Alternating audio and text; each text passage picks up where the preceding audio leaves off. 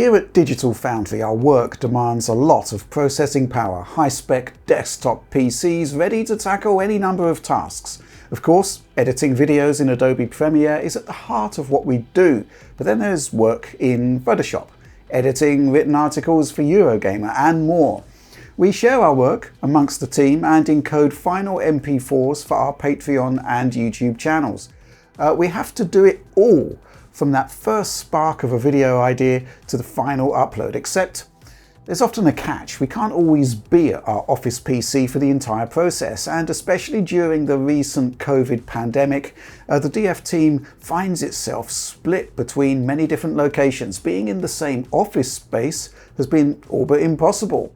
But even before the pandemic started, we've always had a solution: remote working programs. Remote working lets us control our high-spec office PCs even from home, and it also allows us to collaborate together on specific projects.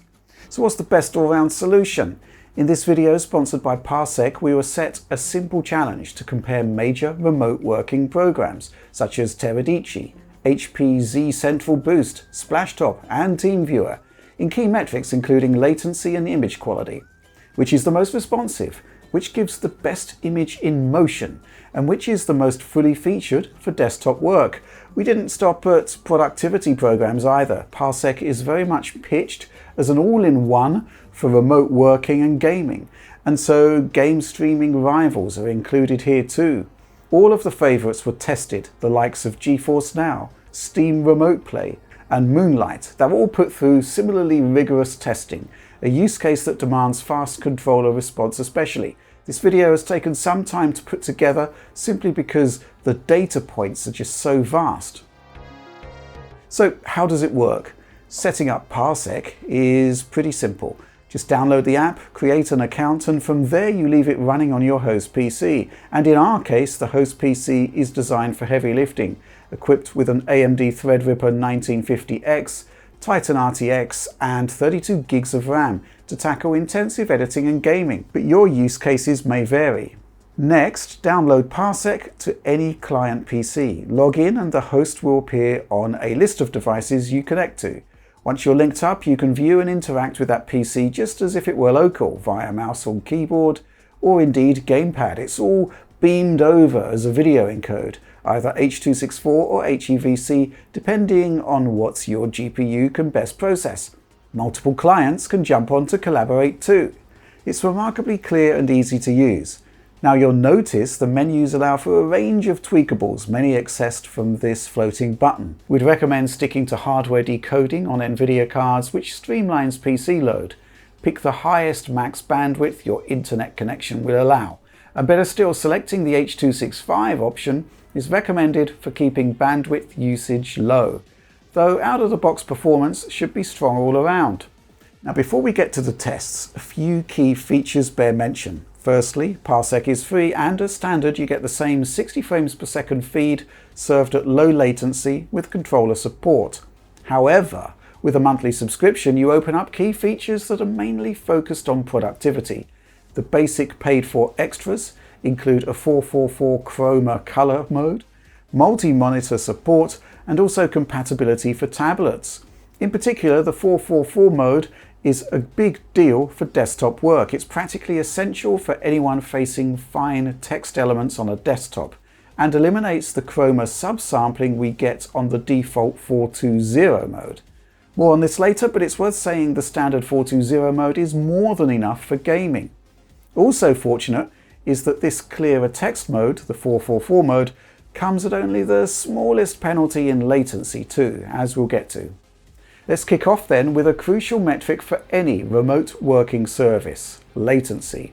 We've picked a suite of programs to compare in what we'd call the productivity space first: TERADICI, HP Z Central Boost, Splashtop and TeamViewer. For latency testing all of these programs, we of course have two PCs. PC number one is our host machine at the Eurogamer Brighton office with all of the internet bandwidth it needs. That's 150 megabits per second download, 145 megabits per second upload, and a 14 millisecond ping. Meanwhile, on the client side, we've positioned PC number 2 several miles away running on a residential BT internet connection with 65 megabits per second down bandwidth, 20 up, with a 7 millisecond ping. Parsec has to pass one essential test here. After making a mouse click on the client PC, how quickly do we see a response from the host PC? In more static scenarios, is it fast enough in programs like Adobe Premiere Pro? And can it do it for 60 frames per second applications with full screen motion, as tested here in games like Apex Legends and Dota 2? Good news first, Parsec shows off latency stats quite openly on its front end. Click the menu button and you'll see encoding, decoding and even network latency measured in milliseconds. It's all split up neatly right up the top there. That said, we have another method to measure it across all programs in the form of NVIDIA's LDAT technology. LDAT gives us a means to detect a delay from a mouse input to an on-screen response, all presented via NVIDIA's GeForce Experience overlay. It's really meant for gaming applications, to be clear. The on-screen response is detected by a sharp change in luminance, ideally from a gun's muzzle flash in FPS titles or wherever you place the LDAT sensor. In our case, we're using an Asus ROG Swift 360Hz monitor with this very technology built in, but the principle is the same. Attach a mouse to a unique USB port on the back, and this monitor registers the time from input to an aggressive change in luminance on screen. The final number, the latency, is presented in the top right NVIDIA overlay. Very nice. So let's see the results. We've opted for 60 frames per second at 1080p as our test resolution, though Parsec includes support for up to 4K and with higher frame rates, bandwidth permitting. H.265 is selected, plus NVIDIA decoding and 45 megabits per second as our max bandwidth. To check 420 color modes first, Parsec averages to 83.6 milliseconds after 100 samples in overall latency. 83.6 milliseconds, it's a strong start for Premiere.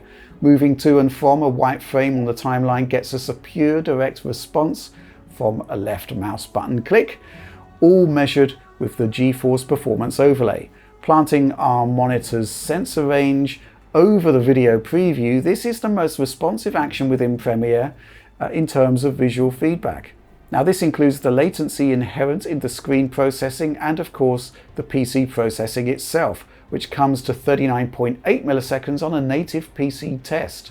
Effectively subtracting that puts the Parsec figure at 43.8 milliseconds for encoding, networking and decoding on the client, end-to-end latency. So how does the competition compare? TERADICI launches by default in a 420 mode and options for image quality are hidden away in registry edits accessed via Windows command menu.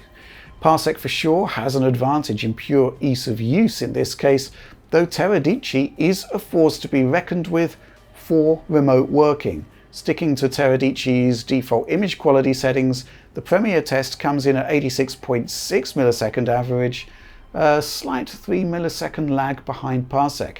And if we look to the likes of HPZ Central, again on its default settings with no clear text mode enabled, comes in at 90.2 milliseconds. All round, as far as default settings go on the 420 color mode, Parsec does come out on top.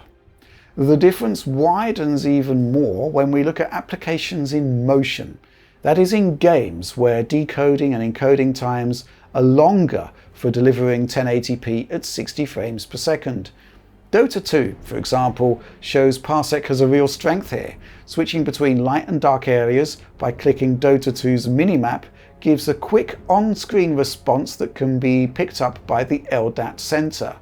Parsec returns an image at 92.9 milliseconds, TERADICI at a much larger 124.6 milliseconds, and then HPZ Central at 99.5. Again, it's clear that adding full-screen motion taxes these programs more so, and it's pushed even harder in Apex Legends. In this case, we use a dark cave in the tutorial training mission, and take the gun's muzzle flash as our on-screen response. The result, Parsec hits 93.5 millisecond latency, HPZ Central goes to an even higher 108.7 milliseconds, and as for TERADICI, we actually had issues in getting the game to run properly. Despite the option for relative mouse control being enabled, this one didn't quite work. TERADICI is evidently marketed more for remote working. Still, all working tests so far put Parsec on top for 420 testing at least. There is an interesting wrinkle to this, however. For a still image test on desktop, it's a strong start, but ideally we'd be using 444 mode for desktop work. Interestingly, changing Parsec from its 420 mode up to a maximum 444, the latency figure rises by just 7 milliseconds in our Adobe Premiere test. That takes it to 90.6 millisecond total. A barely noticeable increase, but a clear sign Parsec needs extra decoding time to achieve clear, pristine text in every frame. TERADICI's equivalent 444 mode does similar, boasting the latency to 92.7 milliseconds, while HPZ Central rises to 99.2 with its increased text rendering mode, in this case with AVC disabled to allow for adaptive image quality here. Motion tests at 444 show latency is even higher, but still Parsec comes out first. Taking an example with our Dota 2 test, that's 100 milliseconds on Parsec against 129 milliseconds in TERADICI and 130 in HP's offering at 444. The full motion tests only widen the gap. A quick note here on the wider competition. TeamViewer is a hugely popular alternative, as is Splashtop Gaming. Splashtop falls prey to the same issues as HP. It doesn't have a specific 444 chroma option, but with its D3 RGB mode enabled and high frame rate selected, the Premiere test hits a much higher 117.5 millisecond result and 132.3 for Dota 2. We tried tweaking settings here to match Parsec or the rest, but Splashtop fell behind. More interesting is TeamViewer.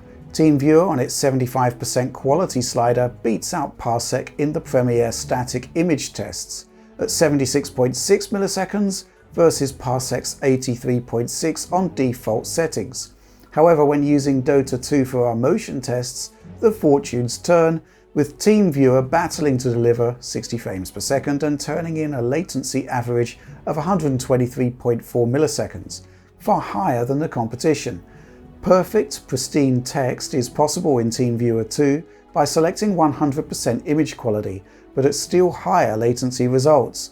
The bottom line is that TeamViewer's encoder is well optimized for use cases where most of your desktop remains static.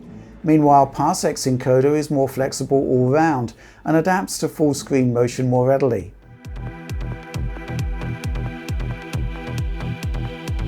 Next up are the gaming latency tests. The long and the short of it is that Parsec has a strong lead for low latency gaming from a remote host.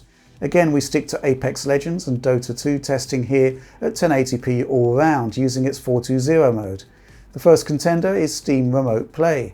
This one's free to use, but only select games on Steam support remote streaming to another PC. So for example, Guilty Gear's Strive will not run over the service, and in our experience, hiccups and frame time spikes were more common on this than on any other program.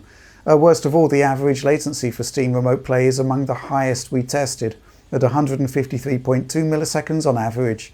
Parsec's latency for Apex Legends by comparison sits at 93.5 milliseconds.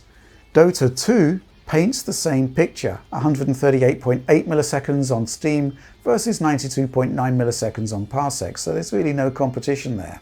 We tested on Steam on its balanced quality mode with NVIDIA hardware encoding, but changing the settings around couldn't really turn results around for the better.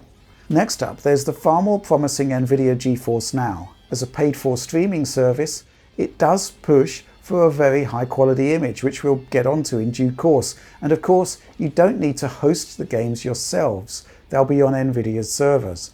Also worth emphasizing is GeForce Now only offers a curated range of games provided by NVIDIA, where of course options are wide open for Parsec, where you're doing the hosting. Still, latency options are respectable with none of the lag spikes and slowdown we experienced in Steam's solution. It's a strong contender with a clear front end, though in average latency still short of Parsec's numbers in the low 90 millisecond range for gaming. Using its balanced mode, Dota 2 comes in at 107.2 millisecond average and 102.6 in Apex Legends. Again, very respectable, but the Parsec numbers do win out. especially crucial for first-person shooter and real-time strategy titles. To follow up, we have the free-to-use Moonlight. Meant primarily for streaming games, Moonlight pushes a wealth of good settings options. We went with the best match for Parsecs at 1080p, 60 frames per second, 45 megabits per second max bandwidth, hardware encoding, and H.264 as the encoder. It also lets you choose pretty much any game from your host PC's gaming library, added to a neat front end. And the real plus? It's got one of the best scores for latency out of all of the programs we're testing here. Apex Legends comes in at 93.9 milliseconds and Dota 2 at 92.9 milliseconds away from Parsec's score. There is some flexibility in trading off image quality for latency, but so long as we're on H.264, it wasn't quite possible to bridge the gap. For PCs not capable of fast HEVC encoding, this is a solid option, but again, the latency results skew in favor of Parsec. On balance, Parsec is a latency king, but how does it fare in image quality comparisons? To test the workspace use first, let's look at the still image. No motion here, this is the result after holding a static desktop for 10 seconds on each application, looking at icons, and chroma tests provided by website Artings. Focusing on the 420 test, we have the native PC shot, then Parsec in its 420 mode, TERADICI on 420, and HPZ Central with clear text disabled, and the AVC codec enabled. Quality at 60. All settings are the same as our latency tests essentially. The turnout for the still image, settled with no movement, does leave macro blocking around the Chrome shortcut on Parsec's output. Even with Parsec's constant FPS mode selected, maximum image quality set from the host and the latest network settings. Yes, there is some degradation. A look at all the rivals, meanwhile, puts TERADICI and HPZ Central ahead in the settled image quality stakes at 420 here. Meanwhile, TEAMVIEWER falls behind overall with some very aggressive macro blocking.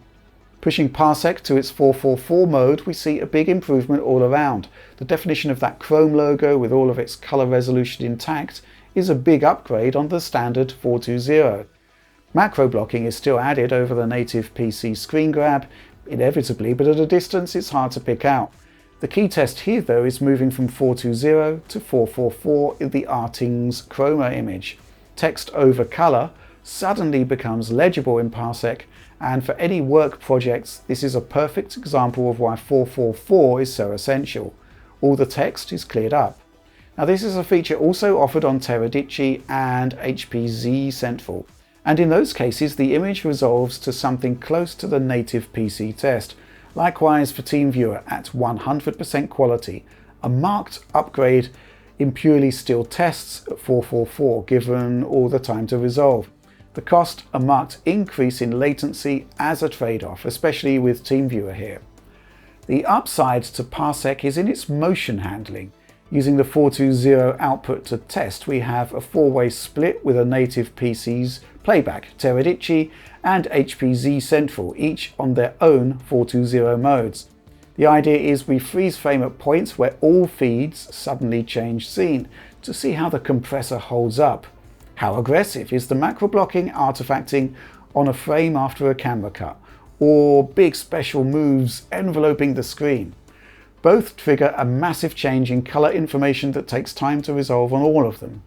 Street Fighter here provides the perfect type of test for this. Consistent fixed pixel structures with matching frame rates on all feeds.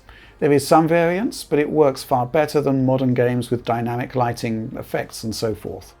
A close-up of Ryu during this opening Street Fighter scene reveals quite a lot. Right after a full-screen white flash, the front runner is TERADICI in this case in overall quality, closely matched by Parsec, while HPZ Central is far behind in its delivery with a heavily compressed image.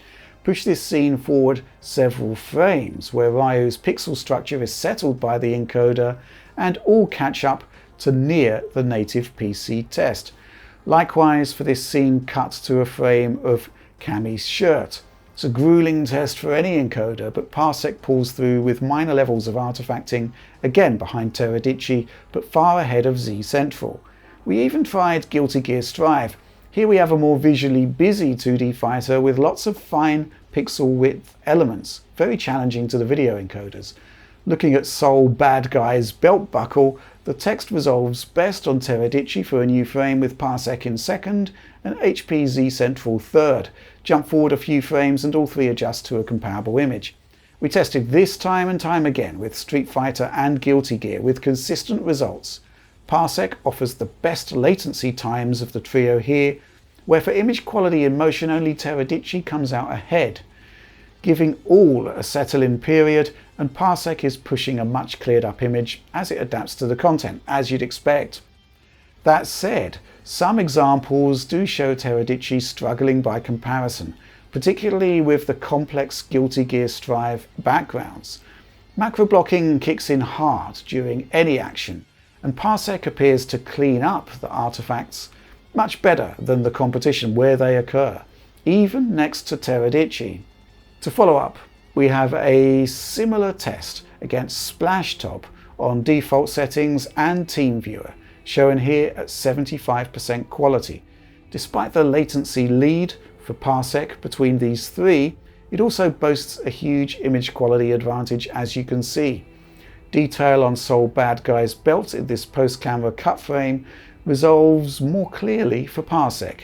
Even a few frames later after settling, it's less prone to macro block artifacts. Likewise for this close-up of Ramlethal's red glowing cloak, where the image breaks up into hard square blocks on Splashtop and TeamViewer. Meanwhile, Street Fighter 2 turns out with less glaring results for the latter two programs. It's a better turnout, but pixel detail appears sharper and more defined with Parsec's encoding method, and again we see noise and compression is more effectively cleaned up on Parsec on those busy backgrounds. All round, motion handling and latency are the standout points for Parsec. Lag spikes are minimal in our experience, and the image looks robust even on the standard settings when next to work-orientated rivals like TERADICI. But there is one last point to check off here: gaming. Gaming is far more dependent on rapid, consistent response at 60 frames per second, a constantly moving image that should play to Parsec's strengths. Now to test, we have a couple of different games, Rayman Legends and Rocket League, as played back in a recorded replay. These are intense, highly visually busy titles that give all streaming services a good workout. So to start, we have Parsec in its 420 mode up against Steam Remote Play and GeForce Now. The result in gaming? Well, across a range of shots, we only see mild compression artifacts for each. Now, for Steam Remote Play, you'll notice we have the biggest trouble keeping sync, and that's because the lag spikes here are far more obvious. But in still frame captures, well, Parsec appears very comparable in Rocket League's fast replays. The detail on the ball is a match, though the crowd noise on the background is seemingly more cluttered with compression artifacts at range.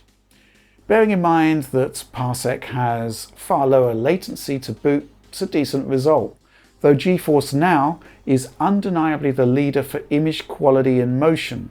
Likewise for Rayman Legends. Up close detail on Rayman himself is a match, but there is more of a battle to resolve the green leaves in zoomed shots. At a normal viewing distance, it's hard to tell the difference here. The last round of tests ropes in Moonlight on its balanced mode. Again, a close-up of Ryu's face tells all here. Parsec comes out very strongly on a new frame after a white lightning flash. Compression impacts Moonlight more obviously in handling that checkerboard pattern for shade. A few frames later and we're more even. Rayman and Rocket League divide these three up in much the same manner. Parsec handles new frames and motion better overall. Again, we plucked multiple samples from all programs and the returns were similar. Parsec, for all of its advantages in latency, also holds its own for motion in games as well. The final verdict then, in terms of its trade-off between low latency response and upholding a consistent, compression-free image, Parsec is well optimized for games. Add in its overall ease of use, clear menus and extra features like 444 encoding, multi-monitor streaming and tablet support, and it doubles as a strong proposition for the workspace too. Consider it a powerful all-rounder, if you will, one that excels especially in latency while being adaptable on your bandwidth. A particular note goes out to its virtual monitor feature and curtain mode as well. In our case, it lets John, Alex, and Tom all view the same Premiere timeline remotely as they record a chat for a video without the local monitor switching on to annoy the office. And on some occasions, it's enabled us to finish edits even without physically being at the desktop PC, particularly useful for Tom, who works in the main Eurogamer office. From his Cyberpunk 2077 Update 1.23 tests to the PS5 SSD upgrade analysis, a lot of big edits have been finalized remotely, miles away from the PC doing the actual heavy lifting. And of course, for the security conscious, there's an extra privacy mode to make sure your workspace is kept safe. It says a lot about how working and gaming has changed in the current climate, that we can now use remote methods to pretty great effect. We've tried them all, and Parsec is indeed among the best of the options out there in overall usability. It's clearly a favourite for game publishers too. Ubisoft gave us early hands-on sessions with games like Watch Dogs 3 at the peak of the recent pandemic without having to host an actual in-person event. It was all done via Parsec, and it would have been impossible under the circumstances otherwise. But here we could give first impressions of the game by having it beamed over remotely using Parsec, and from there we were supplied high-quality ProRes footage from Ubisoft after the session, recorded directly from the host PC. It's perhaps not how we'd usually go about things, but it's a very smart, viable workaround, only made possible thanks to streaming. Cost, of course, bears mention. The advantage for Parsec here is it's offered in several flavours. The free package is ideal for the gaming space, where most rivals, barring GeForce Now, are free to use. And then for work, you have an $8 individual license, a $30 option for Teams that adds management options and an additional security layer. And then lastly, at the top end, there's an enterprise package for larger firms, the kind who might need extras like access to Parsec's API or even high-speed relay servers. There's flexibility in Parsec's options then, from free gaming to wider corporate use, whereas a program like, say, TERADICI, for example, is purely pitched at the enterprise level. HPZ Central also falls into this bracket, demanding a big outlay well into the hundreds to use, with no specific support for games either. For the price and as a strong all-rounder, Parsec stands out from the crowd and acquits itself well. So, a bit of a change of pace as far as Digital Foundry content goes, but it's a sponsored video that allowed us to dive deeply into all of the relevant data points. And whether you're into game streaming or you're looking for the best tools to get the best out of remote working, I hope you found this all useful. Check out the video description below for a collection of our results. That's all from me for now. Please do like, subscribe, and indeed share if you enjoyed the content. And of course, there's that bell for ringing if you're already subscribed and want to get some instant notifications when new content arrives on the channel. But that's all from me for now. Thanks for watching.